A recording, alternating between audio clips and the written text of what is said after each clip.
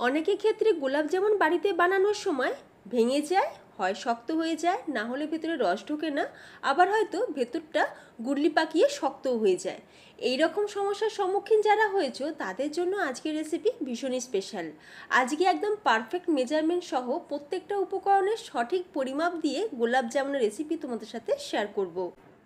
আর এই ভিডিও দেখে তোমরা যদি গোলাপ জামুন বাড়িতে বানাও তাহলে প্রত্যেকটা গোলাপ জামুন নরম, রসালো আর সফট হবে, একদম দোকানের মতন। নমস্কার, বেঙ্গলি পাকশালায় তোমাদের সকলকে স্বাগত জানিয়ে আজকের রেসিপি শুরু করছি। তো একদম নরম তুলতুলে সফট রসালো গোলাপ জামুন বানানোর জন্য আমাদের কিন্তু খোয়া লাগবে না, আমরা ইনস্ট্যান্ট খোয়া বাড়িতেই বানিয়ে নেব। কিভাবে বানাচ্ছি দেখে নাও। প্রথমে গ্যাস না জ্বালিয়ে গ্যাসের উপর একটা কড়াই বসিয়ে তাতে দিয়ে দিয়েছি 1 কাপ মিল্ক পাউডার। যে কাপের মাপে 1 কাপ মিল্ক পাউডার নিয়েছি ওই একই কাপের মাপ করে নিয়েছি 1 কাপ দুধ। তোমরা যে কোনো বাটি বা যে কোনো চায়ের কাপ দিয়ে মেজারমেন্টটা করে নিতে পারো।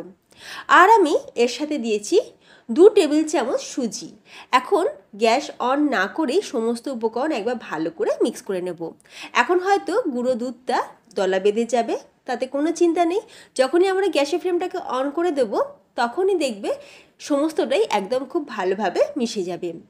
গ্যাসের ফ্লেমটাকে অন করে দিয়ে এখন এর মধ্যে দিয়ে দিলাম 1 টেবিল চামচ ঘি। এবার সব কিছুকে আমরা খুব ভালো করে মিক্স করে নেব। গ্যাসের ফ্লেমটা মিডিয়াম টু হাইতে রেখেছি, আর মিডিয়াম টু হাইতে রেখে কন্টিনিউ এইভাবে নাড়তে হবে। একভাবে কিন্তু রেখে দিলে হবে না, তাহলে যখন এটা গাঢ় হতে শুরু করবে কড়াইয়ের নিচে লেগেও যেতে পারে। আর হ্যাঁ, এই মাওয়াটা বানানোর জন্য অবশ্যই ননস্টিক কড়াই ব্যবহার করবে, তাহলে সুবিধা হবে, তাহলে প্যানের নিচে লেগে যাওয়ার কোনো ভয় থাকবে না। এখন যখন দেখবে এরকম একটা ডো ফর্মে চলে আসবে আর কড়াই ছেড়ে দেবে, তখন আমরা মাওয়াটাকে ঢেলে রেখে দেবো একটা বাটির মধ্যে। এবার মাওয়াটা কিছুক্ষণ ঠান্ডা হওয়ার জন্য অপেক্ষা করব, তবে খুব বেশি কিন্তু ঠান্ডা করে ফেললে হবে না, উষ্ণ গরম থাকবে, সেই রকম অবস্থায় বাকি উপকরণগুলো মিশিয়ে নেব। তবে তার আগে আমরা চাশনিটা বানিয়ে নেব। চিনির শিরাটা বানানোর জন্য এখানে সম পরিমাণ আমি চিনি আর জল নিয়েছি, মানে এখানে আমি 1.5 কাপ চিনি নিয়েছি আর ওই একই কাপের মাপ করে নিয়েছি 1.5 কাপ জল। চিনিটা গলে যাওয়া পর্যন্ত অপেক্ষা করব। যখন শিরাটা ফুটে গিয়ে চিনিটা পুরোভাবে গলে যাবে, এখানে 3টে এলাচ থেতো করে দিয়ে দিয়েছি, সুন্দর একটা ফ্লেভার আসবে। তো চিনির শিরাটা দেখো আমাদের কিন্তু রেডি হয়ে গেছে। চিনির শিরা কিন্তু খুব বেশি ঘন করে ফেললে হবে না বা খুব বেশি ফোটালেও হবে না। চিনির শিরা যদি খুব বেশি ঘন হয়ে যায় তাহলে গোলাপ জামুনের মধ্যে কিন্তু রস ঢুকবে না। চিনিটা গলে যাওয়ার পর একবার ভালো করে ফুটিয়ে নিয়ে আমরা গ্যাসের ফ্লেমটাকে অফ করে দেবো, আর অবশ্যই কড়াইটা চাপা দিয়ে রেখে দেবো, তাতে করে চিনির শিরাটা গরম থাকবে। এবার অন্যদিকে আমাদের খোয়া বা মাওয়াটাও বেশ ঠান্ডা হয়ে গেছে। তো যেহেতু সুজি দেওয়া ছিল, দেখো আগের থাকতে কিন্তু বেশ অনেকটা শক্তও হয়ে গেছে। এখন একবার হাত দিয়ে ভালো করে মেখে নেওয়ার পর এর মধ্যে আমরা দিয়ে দেবো বড় চামচে 3 টেবিল চামচ পরিমাণে ময়দা। ময়দাটা কিন্তু অবশ্যই দিতে হবে, এটা বাইন্ডিংয়ে কাজ করবে। 3 টেবিল চামচ ময়দা দিয়ে দিয়েছি, আর এর সাথে আমরা দিয়ে দিচ্ছি এখানে 1/2 চামচ পরিমাণে বেকিং পাউডার। বেকিং সোডার ব্যবহার কিন্তু আমরা করব না, আমরা 1/2 চামচ বেকিং পাউডার দিয়ে দেবো। এবারে এই দুটো শুকনো উপকরণ আমরা এই খোয়ার সাথে ভালো করে মেখে নেব। এই খোয়াটা মাখতে মাখতে যদি দেখো যে একটু নরম লাগছে, তাহলে তোমরা কি করবে, আরও 1 টেবিল চামচ পরিমাণে ময়দা এতে অ্যাড করে দেবে। তো সব কিছুকে খুব ভালো করে মেখে নেওয়ার পর এবার একটা সুন্দর ফ্লেভার আনার জন্য দিয়ে দিচ্ছি এখানে 1/4 টিস্পুন পরিমাণে এলাচের গুঁড়ো। তো দিয়ে একবার ভালো করে মিক্স করে নিলাম। গোলাপ জামুনের ডোটা কিন্তু আমাদের রেডি। এরপর একটা চামচের গায়েতে একটু ঘি মাখিয়ে নিয়েছি, আর এই প্লেটের মধ্যেও একটু ঘি মাখিয়ে নিয়েছি যাতে আমরা গোলাপ জামুনগুলো রাখবো, আর হাতেতেও একটু ঘি মাখিয়ে নিয়েছি। এরপর আমরা গোলাপ জামুনগুলোকে এরকম গোল গোল শেপ দিয়ে রেডি করে নেব। একটা চামচের মাপ দিয়ে করছি, তাতে করে প্রত্যেকটা গোলাপ জামুন আমাদের কিন্তু একই মাপের তৈরি হবে, পারফেক্ট তৈরি হবে। আর গোলাপ জামুনগুলো দেখবে যখন এই রকম শেপ দেবে, দেখবে যেন কোনো রকম ক্র্যাক না থাকে। যে জায়গায় ক্র্যাক থাকবে ভাজার সময় সেই জায়গাটা ভেঙে যাবে।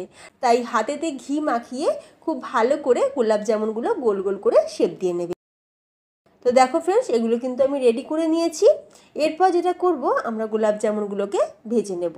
তেলটাকে হাই ফ্লেমে গরম করে নিয়ে তারপর গ্যাসের ফ্লেমটাকে একদম লোতে করে দেবে। আর যখনই গ্যাসের ফ্লেমটা লোতে করে দেবে তখনই এই গোলাপ জামুনগুলো আমরা তেলের মধ্যে দিয়ে দেব। গোলাপ জামুনগুলো তেলের মধ্যে দেওয়ার সাথে সাথেই কিন্তু একদম নাড়াচাড়া করবে না। যখন দেখবে তেলের ওপরে ভাসতে শুরু করবে তখনই নাড়াচাড়া করে ভালো করে লাল লাল করে উল্টে পাল্টে ভেজে নিতে হবে। একটা ব্যাচ আমার গোলাপ জামুন ভাজা হয়ে গেছে, আমি সেগুলোকে তুলে রেখে দিয়েছি। তারপর যেগুলো ছেড়েছিলাম এটা সেইটাই। তো দেখো ফ্রেন্ডস, আমি একটু লাল লাল করে ভেজে নিচ্ছি, কারণ আমার মা বলে যে আরশোলার গায়ে কালারের মতন গোলাপ জামুনের গায়ে কালারটা হবে। আমি এই কথাটা বললাম বলে কিছু মনে করো না তোমরা। তো যেহেতু মা বলে এই কথাটা, সেই জন্য আজকে তোমাদের সাথে এই কথাটা শেয়ার করলাম। তো আমাদের বাড়িতে একটু লাল লাল বেশ একটু কড়া করে ভাজা গোলাপ জামুন খেতে সবাই পছন্দ করে, তাই আমি একটু ডিপ লাল করে ভেজে নিলাম। এবার গোলাপ জামুনগুলো ভাজার সময় গ্যাসের ফ্লেমটা লো টু মিডিয়ামে রাখবে, হাই ফ্লেমে কখনোই ভাজবে না, তাহলে ভেতরটা কিন্তু কাঁচা থেকে যাবে আর ওপরটা কালার এসে যাবে। তো গোলাপ জামুনগুলো ভেজে নেওয়ার পর আমরা কি করব, সরাসরি গরম চাশনিতে দিয়ে দেবো। যেহেতু আমরা চিনি শিরাটা বেশ চাপা দিয়ে রেখেছিলাম, সেই জন্য চিনি শিরাটা গরমও আছে। একই রকমভাবে সব কটা গোলাপ জামুন ভেজে নিয়ে আমি রসেতে দিয়ে রাখবো। রসেতে দিয়ে রাখবো এইভাবে 15 মিনিট। আমি 15 মিনিট গরম রসেতে গোলাপ জামুনগুলোকে দিয়ে রেখেছিলাম। আর তারপর দেখো গোলাপ জামুনের টেক্সচারটা দেখো ফ্রেন্ডস, কত সুন্দর কালার এসেছে। একদম রসালো, নরম, তুলতুলে, ভীষণই সফট। এইভাবে বানিয়ে যাকেই খাওয়াবে সে কিন্তু বুঝতেই পারবে না যেটা বাড়িতে বানানো হয়েছে। একদম টেস্ট হবে পুরো দোকানের মতন। আমি তো বলবো দোকানের থেকেও বেটার।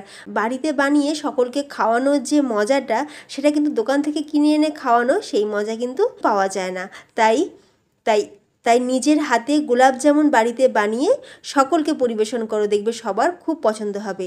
একটা গোলাপ জামুন আমি তোমাদের কেটেও দেখালাম, তোমরা দেখতেই পাচ্ছ ভেতরটা একদম রসে ভরপুর। আর ভেতরে দেখো কোনো জায়গা কিন্তু শক্ত হয়ে গুডলি পাকায়নি। তো দেরি না করে ঝটপট করে এই ভিডিওটা দেখে নিয়ে একবার গোলাপ জামুন বাড়িতে বানিয়ে দেখো। আমি কথা দিচ্ছি গোলাপ জামুন একদম পারফেক্ট তৈরি হবে। তাহলে ফ্রেন্ডস, ভিডিওটা ভালো লাগলে লাইক, শেয়ার আর চ্যানেলটা সাবস্ক্রাইব করে যেতে কিন্তু একদমই ভুলো না। যে সকল বন্ধুরা ফেসবুক থেকে ভিডিওটি দেখছো, তোমাদের কাছে রিকোয়েস্ট রইল পেজটি ফলো করার জন্য। আর ইউটিউব থেকে দেখলে চ্যানেলটি সাবস্ক্রাইব করে পাশে থাকা বেল আইকন প্রেস করে রাখবে, তাহলে আমি চ্যানেলে যখন নতুন ভিডিও আপলোড করব তার নোটিফিকেশান সবার আগে তোমাদের কাছে পৌঁছে যাবে। তাহলে ফ্রেন্ডস, ভিডিওটা আজ আমি এখানেই শেষ করলাম। দেখা হবে নতুন কোনো রেসিপির সাথে। ভালো থাকবে, সুস্থ থাকবে, ধন্যবাদ।